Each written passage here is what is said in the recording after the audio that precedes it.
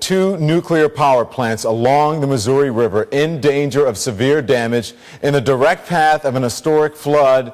And we know quite well from Japan what massive flooding can do to a nuclear power plant. I want you to take a look tonight at the Fort Calhoun nuclear power plant north of Omaha, Nebraska. You can see the Missouri River lapping at its doorstep. It was shut down early today after a barrier protecting the Fort Calhoun plant from the flooding collapsed. Sounds familiar? The other plant in danger is just a short ways from Fort Calhoun. We're talking about the Cooper Nuclear Power Station. And that's where we find tonight CNN's Patrick Oppmann. Patrick, a very serious situation.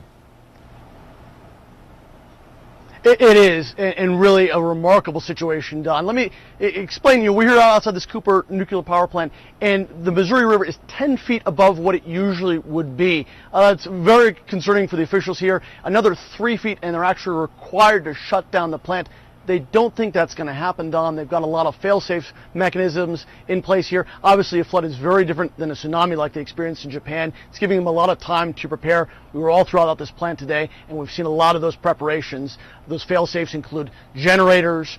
They include any kind of berms and structures they've put up to keep the water out. But the Missouri River is literally lapping at the levee that's just outside this plant. About 100 miles to the north of us, a very different situation, Don, as the Fort Calhoun plant that you mentioned.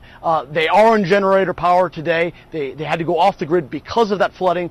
And today, a large aqua moat, this is sort of an inflatable barrier they set up around the plant, that was ruptured by a worker. And this is a 3/4 mile long structure that goes around the plant. So that was ruptured. Officials still say there's no cause for concern. They have a lot of these backups, a lot of contingencies, that there's no cause for concern here, but obviously some deterioration in the safety around that particular plant.